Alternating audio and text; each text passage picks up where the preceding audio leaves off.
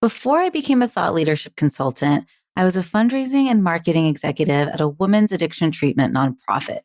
And my favorite thing to do was support alumni and patients in crafting their own recovery narrative because the language we use about ourselves and our own story matters. In some ways, it creates our reality and the reality with which others see us through.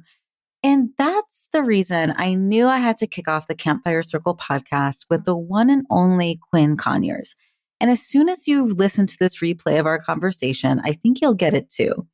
You are going to love Quinn's take on discount dialect versus luxury language and probably pick up a few pointers to clarify your own messaging as an impactful business owner. And be sure to listen to the very end so that you can answer this question for yourself.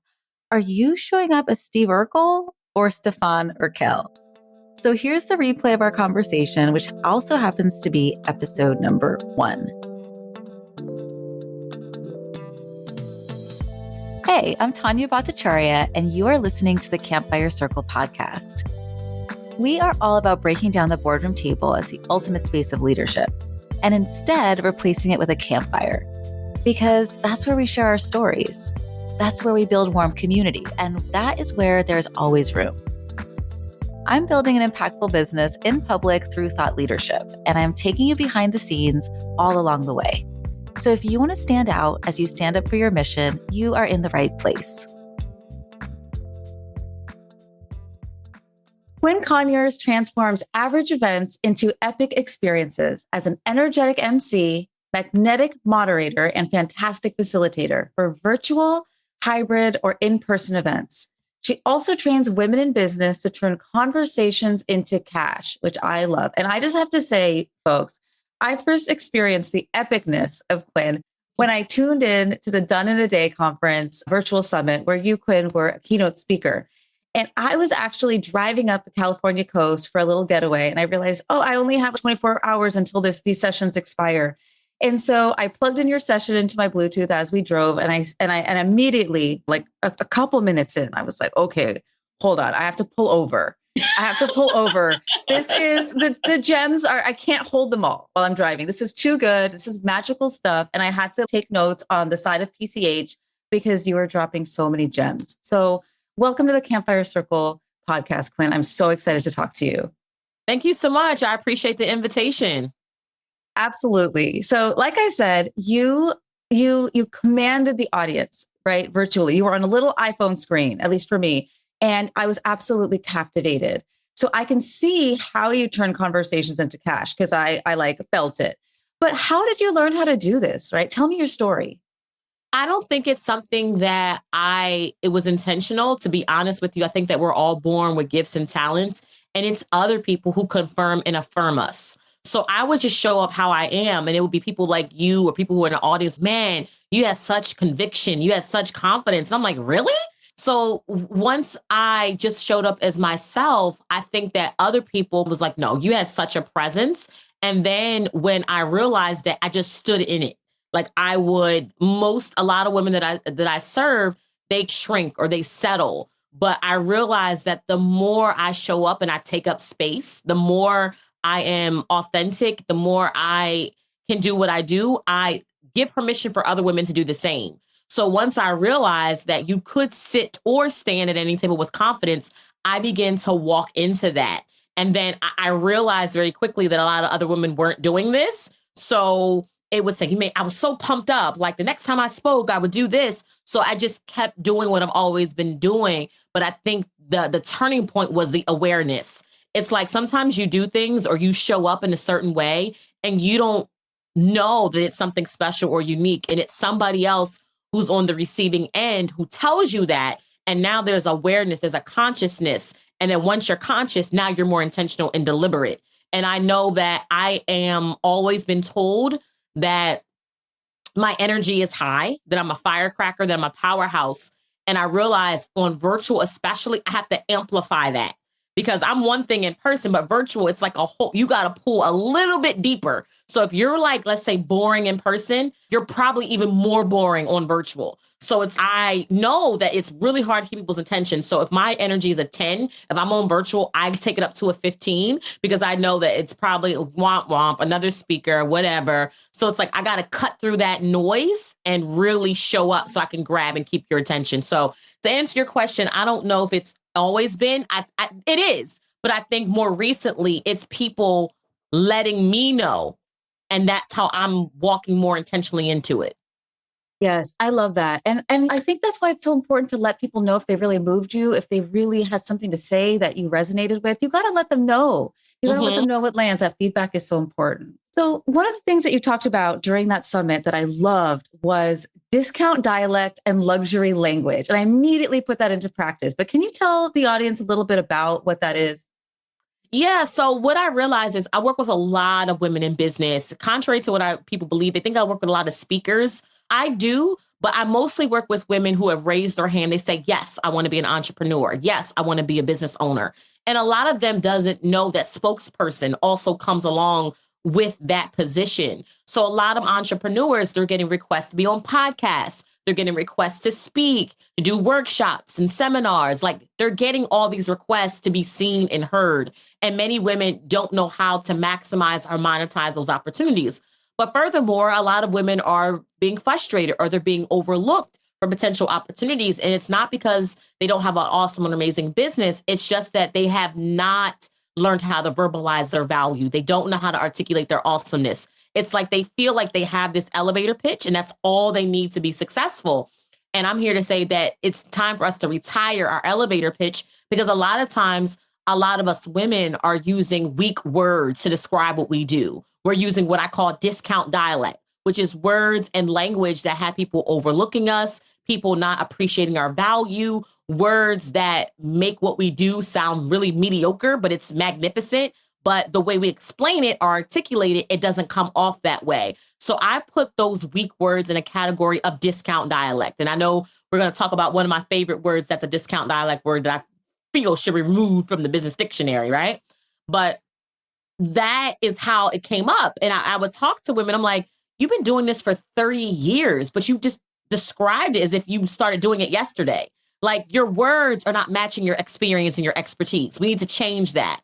So that's discount dialect. It's words, language, phrases that really discount, dilute your experience, your expertise.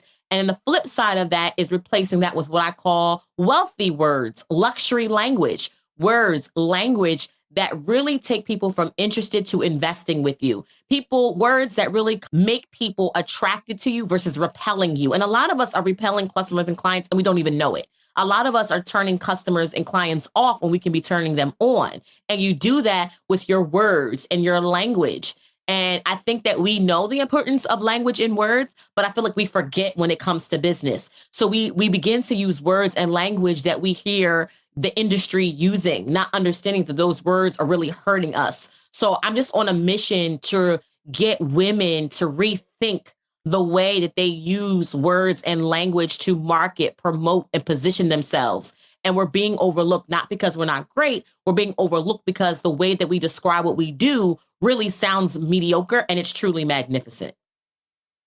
Oh my goodness. I can't tell you how many times I've been to a networking event in person or virtual, and we all have that opportunity to be, okay, tell us what you do for however long.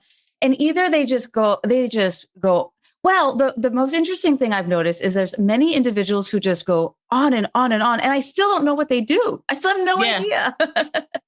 So give me an example. You mentioned there's a specific discount dialect word that people use over and over, and you want to take it out of out of people's language. What would that word be? We all probably use it. Yeah. Oh, we do. And every time I do, I always know I'm going to get a couple of people who hate me, a couple of people who love me, and a couple of people who are completely blindsided because they think that what the word that they've been using is standard. They never saw anything wrong with it. But then when they get my perspective, they're like, oh, crap, you are right. I shouldn't use that word. But most people see it and they make changes. So the discount dialect word that I feel should be retired from the business dictionary is the word help.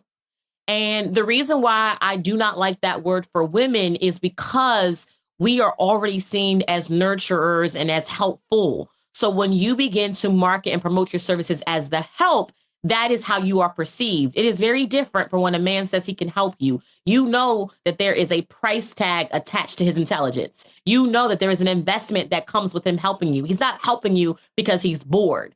But for some reason, that gets lost in translation with women, especially women who are entrepreneurs. So what happens is you want to start a business, I can help you. Need your taxes done, I can help you. Need more help with your social media, I can help you, I can help you, I can help you. And the way that women use help, we are perceived as the help. Oh yeah, she's going to help me. She's going to allow me to pick her brain. So what happens is we begin to get frustrated because people do reach out to us. And because we're just using help on our website, on Clubhouse, on social media, on everything, that people just want our help. Oh yeah, you said you can help me. I need you to help me. So this is my problem. Can you help me? And what happens is the person is just, oh no, that's an investment. And then there's a disconnect because we don't necessarily promote and market our services effectively. So much so that people are just coming to us for pick our brain sessions or coming to us to say, that was great information, but I don't want to do any more. So they want more information, not understanding that there's a price tag attached to us. And it's not always their fault. I'm like, how are you promoting your services? Are you promoting yourself as the help? Are you promoting yourselves as you can come pick my brain for free? Or are you using different language? So you can coach, you can assist, you can strengthen, you can advance, you can empower, you can create, you can elevate, but you don't help anyone. And I find that by making that simple shift in your language, it shows people that you are the businesswoman that you are. And some people, I don't do this, right? But if somebody says, well, Quinn, can you help me? I'm like, I don't help. That's discount dialect. I don't do that to people because they don't know. So what I'll say, listen, I'll tell you what, let's you and I have a conversation. We can talk about what your needs are, how I can possibly support you, not help you. And then we can talk about what the investment will be. So I changed my language back so they understand that I can support you, but also I have a bachelor's, I have a master's, I have professional development, I have blood, sweat, tears, wounds, scars to know what I know. So that is going to cost you something. And we could talk about what that looks like. So when I hear discount dialect, because again, this is something that I have because women want to be helpful. And what happens is being helpful is hurting them, or they're not being taken seriously, or people just want to get the information for free. And I find that it's the language that we use. And I see it fist over fist with Black women. And that's why I super serve. But it's also apparent in women of color, minority women, period. But it's like a huge gap with Black women, especially. And that's why I go a little bit harder for that demographic, because they are completely promoting themselves as the help. Does that make sense? That makes so much sense. That makes so much sense. And I love how you explain that. And I have even noticed for myself as I started using luxury language, and I'll tell you some of my favorites, right? I used to say help all the time. Right. And I thought I was being good, right? Because I knew that that was better than at least just saying to people, oh, this is just my title. This is what I do. And I thought I was doing the right thing.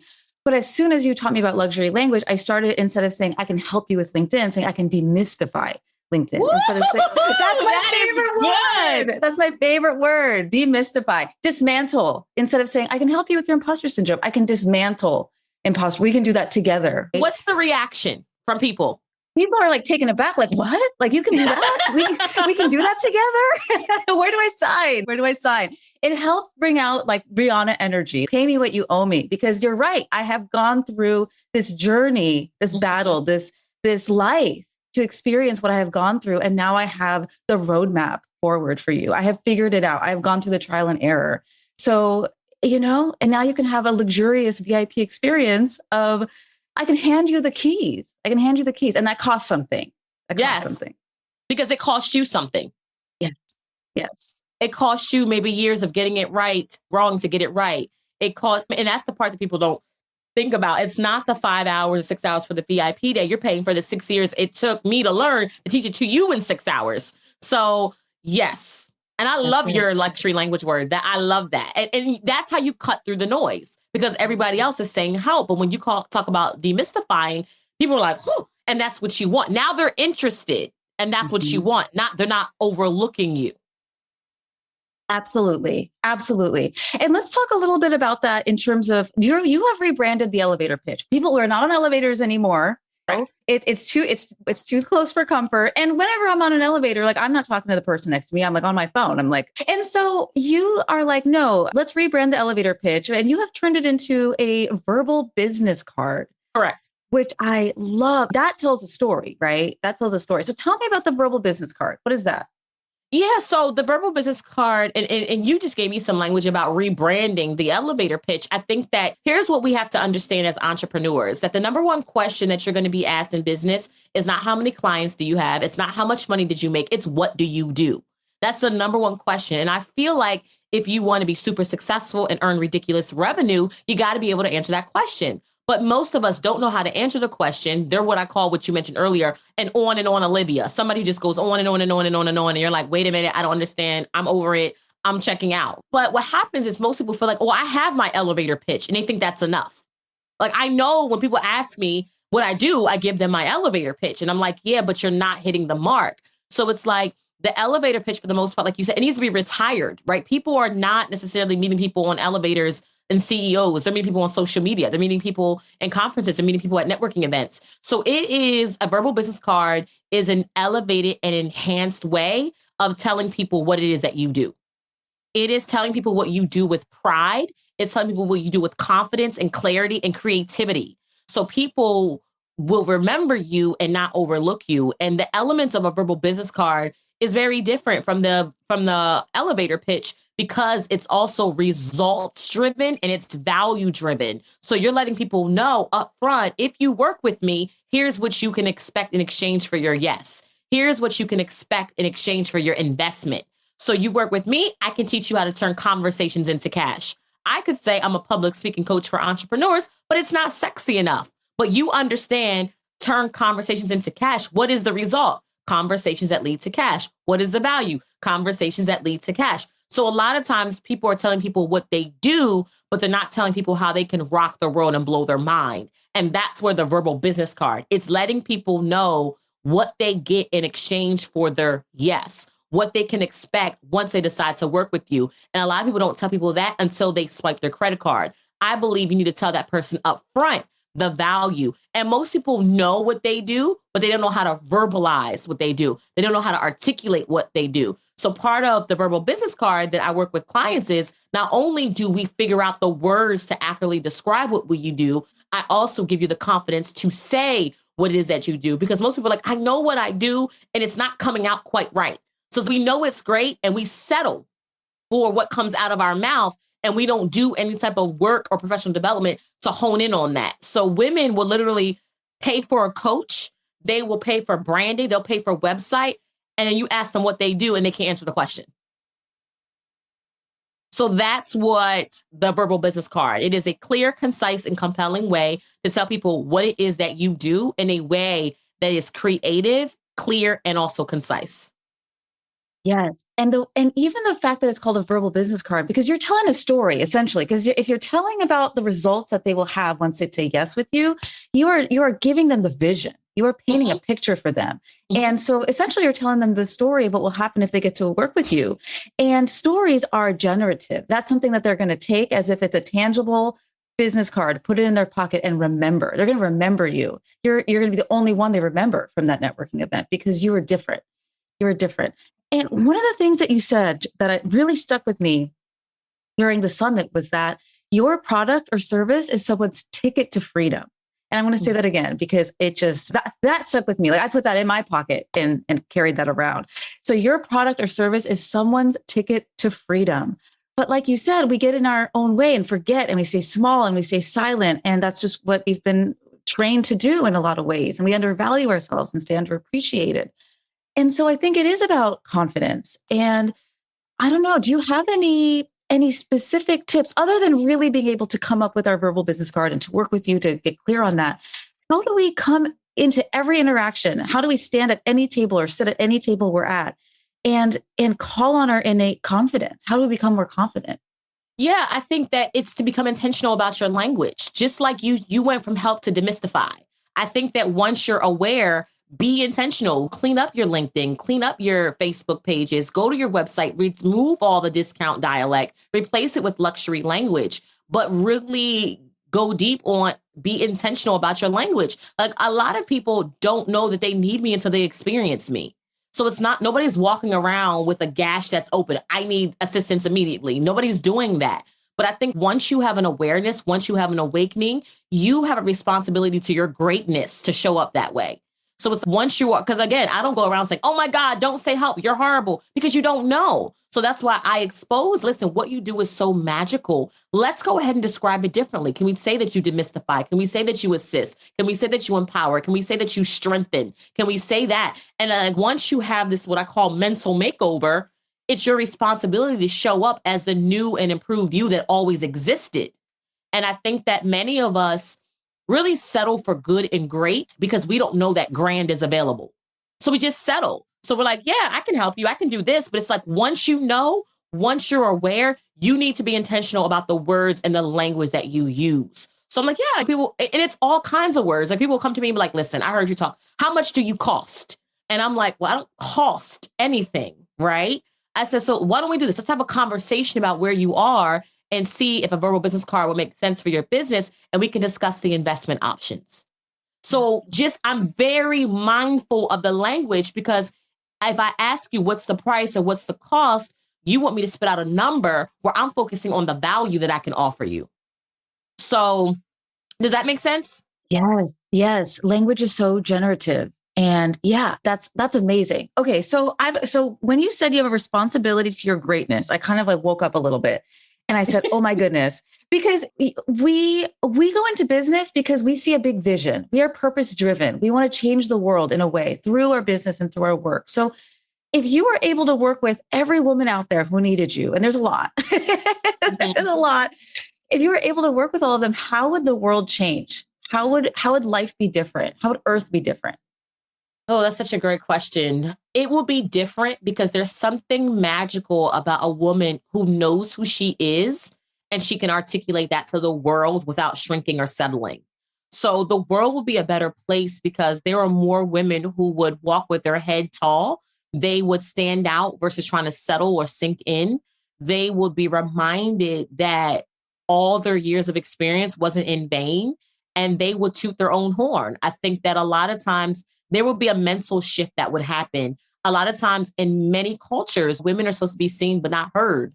Don't speak unless spoken to. You have a whole generation of women who can't even choose who they want to love. They're child brides. So someone is choosing who should be their husband. You got literally in the religious world where some people believe that women can't pastor or preach. You got some religions where you have to literally, the woman can't even stand next to her husband. She has to walk behind him.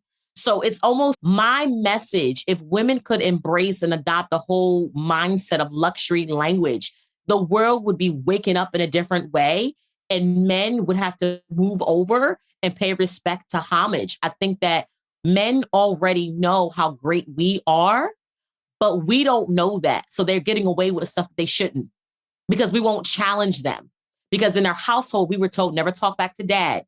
Just do what you're told, be quiet. So it's like if the world and women understood the power of their voice, and that's what I want to do. Part of my mission and vision is to unmute us, is to unsilence us. Because when you speak up and speak out, there is a liberation that happens within the inside, but also you are giving permission for other women to speak and live and breathe their truth. So that's what it is. It's not just about the words. It's about the liberation of you and who you are and what you do, because we've been told to shrink and settle and be little and be small. And a lot of us are giants, and we haven't had permission to stand tall. Yes. Yes. Yes. All I can say is yes. Oh, so good. So good. Okay. So Quinn, I love going on LinkedIn, and I looked at your page, and you had a post that went viral. It had over 40,000 engagements, and it was a box of Band-Aids. Yes. And for the first time, that box of Band-Aids was offered in the color of your skin. And there's another box they offer that's in the color of my skin. Yes. And to me, that is a powerful statement. It's a powerful story. And there were not so many words on the post, but I was right there with you. And so I wonder, you turn conversations into cash. What is your tip? Give me your tips for telling a powerful story. I don't think, and with that post, which is so interesting, I think now it's at 1.6 million views, 40,000 comments. that I think it's just telling, just being visible and just telling the story and being authentic to whatever moves you.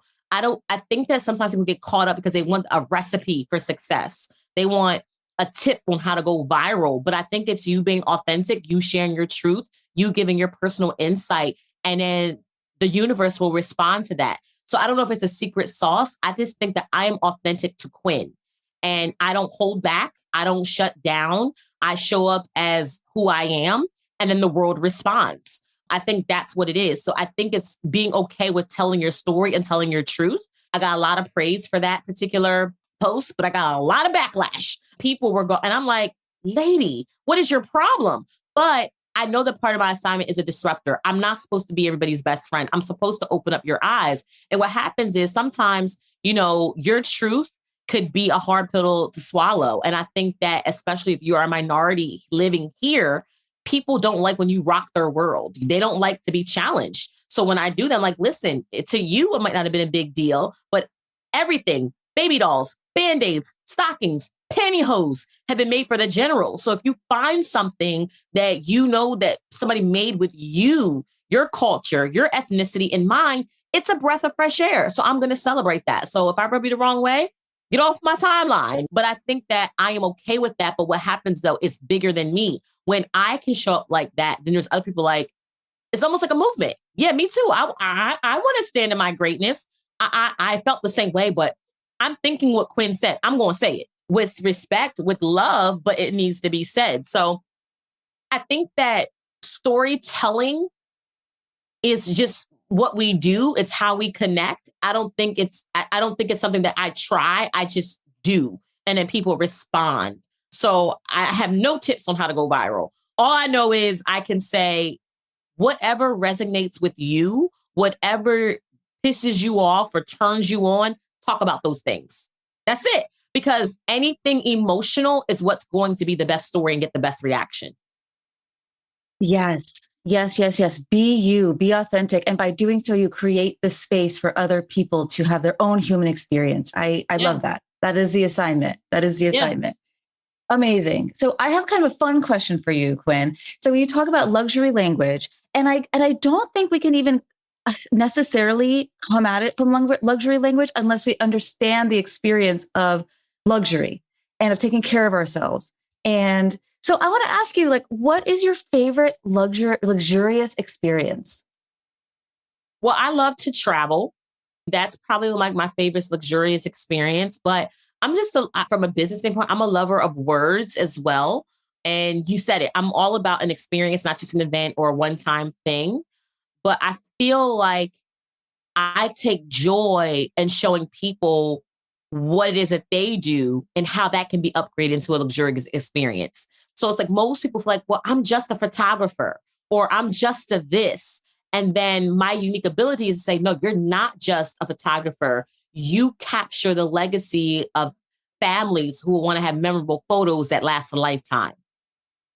And then their eyes are like, I do that. So I think where I take joy and what is so fulfilling to me is when I work with people and they come to me with what they do. And it's very basic. It's very boring. It's very bland. It's like going out to a restaurant that has no seasoning. And then they come to me and it's like they're upgraded into this 5-course luxurious meal experience. That's what I love about what it is that I do. I call it like message makeovers. It's like you ever watch one of those shows and a person has like long hair. They haven't cut it for 25 years. They have on grungy clothes. And then and within an hour, they make them over. They cut their hair. It's like, it was always the same person, but now it's the same person luxurious. It's the same person enhanced. It's the same person elevated.